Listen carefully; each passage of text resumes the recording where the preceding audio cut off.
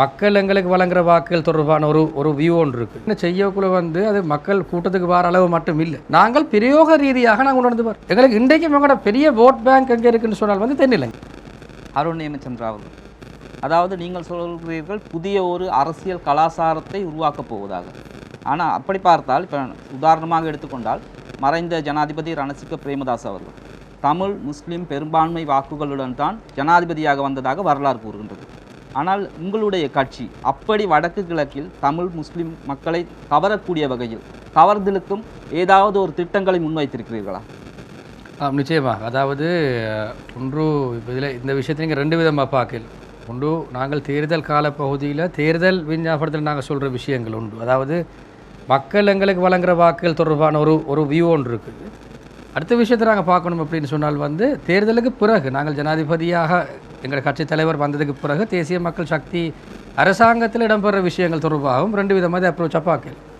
முதலாவது விஷயம் என்னென்னு சொன்னால் வந்து தேசிய மக்கள் சக்தி இன்றைய கால பகுதியில் வடக்கு கிழக்கு மாகாணங்களில் மலையகத்தில் பல்வேறு தரப்பட்ட வளர்ச்சிகளை இன்றைக்கு வந்து கண்டிருக்குது. அது எங்களுக்கு உங்களுக்கு லேசாக பார்த்துக்கொள்ளி. இப்போ திருவண்ணாமலை மாவட்டத்தை நாங்கள் எடுத்தோம்னு சொன்னால் இதுவரைக்கும் எங்களுக்கு இல்லாத வளர்ச்சி ஒன்று நாங்கள் இன்றைய காட்டுறோம். அது திருவண்ணாமலையில் மட்டும் இல்லை, வடக்கு கிழக்கு ஒட்டுமொத்தமாக நாங்கள் நாடளாவிய ரீதியிலேயும் ஒரு பாரிய வளர்ச்சியை குறிப்பாக சிறுபான்மை மக்கள் மத்தியில் நாங்கள் வந்து காட்டுறோம். அது ஒரு பாரிய வளர்ச்சி.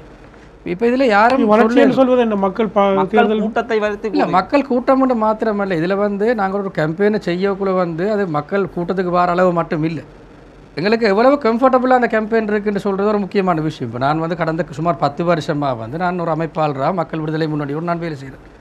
எனக்கு தெரியும் வந்து இந்த மக்களோட பங்களிப்பு எப்படி இருக்குது, மக்களோட ஆதரவு எப்படி இருக்குது, எந்த மாதிரி மக்களோட மனசில் மாற்றங்கள் வந்திருக்குன்னு சொல்கிறது நாங்கள் பிரயோக ரீதியாக நாங்கள் உணர்ந்து வரோம். தமிழ் முஸ்லீம் மக்கள் வந்து உங்களோட இணைஞ்சிருக்காங்க, ரைட், இன்றைக்கு வந்து இணைஞ்சிருக்கிறாங்களா, அதில் ஒரு பெரிய ஒரு வித்தியாசம் ஒன்று இருக்குது இன்றைக்கு. ஆனால் இதில் இன்னொரு விதமான ஒரு கேள்வியோடு நீங்கள் கேளும் வந்து அப்படின்னு சொன்னால் நார்த் ஈஸ்ட்டை நீங்கள் ஒட்டுமொத்தமாக வின் பண்ணத்தான் போகிறீங்களான்னு சொல்கிற கேள்வி ஒன்று நீங்கள் கேட்கலாம். ரைட், நாங்கள் வின் பண்ணுறதுக்கு தான் நாங்கள் வந்து அரசியலில் ஈடுபடுறோம். இன்கேஸ் எங்களுக்கு வந்து வடக்கு கிழக்கில் வந்து ரைட் நாங்கள் வெற்றி பெற முடியாத அளவு வாக்குகள் இருந்தாலும் நாங்கள் நாடளாவிய ரீதியில் வின் பண்ணுற அளவில் எங்களுக்கு தெரியும் வந்து இன்றைக்கி வந்து அந்த அந்த அந்த கேப் வந்து இன்றைக்கி நாங்கள் பார்த்தோம்னு சொன்னால் தென்னிலங்கையில் அதிகமாக காணப்படுது. எங்களுக்கு இருக்கிற ஆதரவு ஏனைய கட்சிகளையும் கூட மிகவும் அதிகமாக இருக்குது வந்து தென்னிலங்கையில். எங்களுக்கு தெரியும் கடந்த காலங்களில் எங்களுக்கு வந்து வடக்கு கிழக்கு மாகாணங்கள் அது போன்ற மலையகம் போன்ற பிரதேசங்கள் வந்து எங்களுக்கு ஒரு போதிய அளவு அரசியல் நகர்வுகளை நாங்கள் முன்னெடுத்து கொண்டு செல்ல முடியாத நிலைமை இருந்தது. யுத்த காலங்கள் எடுத்து பார்த்தோம்னு சொல்ல பல்வேறு தரப்பட்ட தடைகள் பல்வேறு தரப்பட்ட பிரச்சனைகள் இருந்தாலும் இன்றைய இதில் வந்து நாங்கள் வந்து ஒரு லீப் போன்று நாங்கள் முன்னுக்கு வந்தாலும் எங்களுக்கு இன்றைக்கும் எங்களோட பெரிய ஓட் பேங்க் எங்கே இருக்குன்னு சொன்னால் வந்து தென்னிலங்கை கூறுகின்ற வகையிலே வடக்கு கிழக்கிலே மக்கள் வாக்களிக்காவிட்டால் தென்பகுதியில் தான் அவர் வெற்றி பெறுவாக. இல்லை, வாக்களிக்காவிட்டால் இல்லை, எங்களுக்கு வந்து ஒரு பெரிய ஒரு சேஞ்ச் ஒன்று இருக்குது. நாங்கள் வெற்றியை நோக்கித்தான் நாங்கள் பயணித்து கொண்டிருக்கிறோம். அதே ரைட், ஓகே. எங்களுக்கு தேசிய மக்கள் சக்திக்கு எதற்காக மக்கள் வாக்களிக்க வேண்டும்? வடக்கு கிழக்கு மக்களை பொறுத்த மட்டிலே அவர்கள் கேட்பது நீண்டகால கோரிக்கையாக 70 வருடங்களுக்கு மேலாக வடக்கு கிழக்கு இணைந்த ஒரு சுயாட்சி முறை, அதுதான் அது அவர்கள் அகிம்சை வழியாக ஆயுத போராட்டமாக எல்லாம் செய்திருந்தார்கள். ஆனால் வடக்கு கிழக்கை பிளவுபடுத்துவதற்கு முக்கியமாக காரணமாக இருந்ததே உங்களது கட்சி.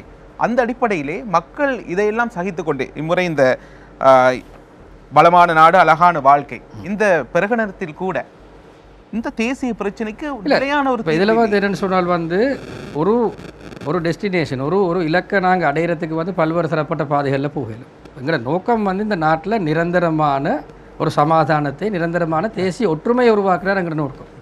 அந்த அடிப்படையில் நாங்கள் பார்த்தோம்னு சொன்னால் நாங்கள் எங்களை இதில் வந்து இந்த நாட்டில் சம உரிமையை வலியுறுத்தி அனைத்து விதமான மக்களுக்கும் சம உரிமை வழங்கப்பட வேண்டும் என்று சொல்கிற விஷயத்தை வலியுறுத்தி தான் எங்களோட தேர்தல் விஞ்ஞாபனத்தை நாங்கள் வகுத்திருக்கிறோம்.